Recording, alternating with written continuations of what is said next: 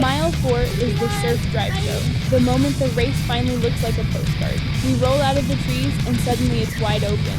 Blue sky, ocean on one side, beach houses and crowds on the other, and a long, almost flat stretch of road hugging the shore.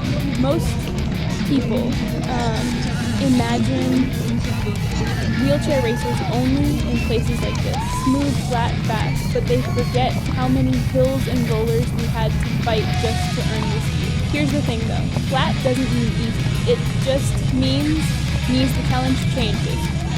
We've been in the shade for most of the first 3 miles. Now at 77 degrees, there's almost no shade at all. The sun reflects off the road, the water, even some of the White Houses.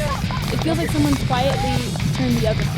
You might be thinking, okay, but this is where you finally get to relax after the hills, right? Actually, this is where I need my most disciplined gear, ocean rhythm mode. Ocean rhythm means strong, repeatable strokes. Not sprinting, not coasting, just that perfect in-between where every push counts. If I go too hard, I'll burn out with no way to cool off. If I let up too much, I'll drift and lose everything I fought for in the first 3 minutes. So I pick a rhythm and tell myself, this is the rhythm. This is what gets you to the finish.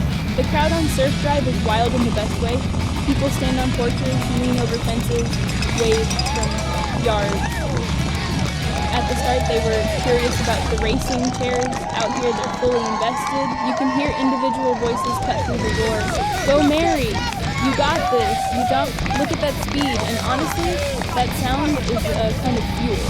But here's the twist no one sees on TV. Everyone around me is grabbing cups at water stations, splashing themselves, drinking, cooling off.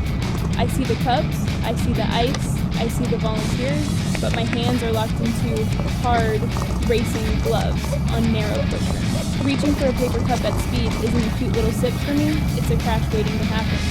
So mile 4 becomes my dry heat test. Not if the heat gets bad, but when the heat hits, I stay smooth. That's the embedded truth I keep repeating in my head. You're probably wondering, doesn't the thirst get louder here? It does. The air feels hotter, my tongue feels stickier, sweat stings my eyes. Yet, every time that discomfort starts shouting, I look up at the ocean and remind myself, you chose this, you wanted to race here, this is the price of the view. And here's where I open a new mental loop for myself. Okay, the water system failed, but that's not the most important thing anymore.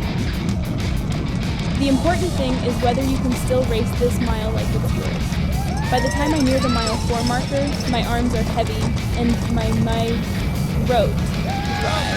Still there. I've gone from woods hole wake up to no water lock-in, passed out of the woods, and now I'm fully in ocean rhythm.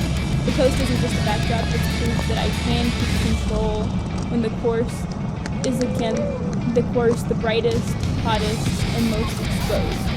Next job, carry that rhythm off the beach back toward town and into the part of the race that doesn't look dramatic from the outside, but absolutely decides.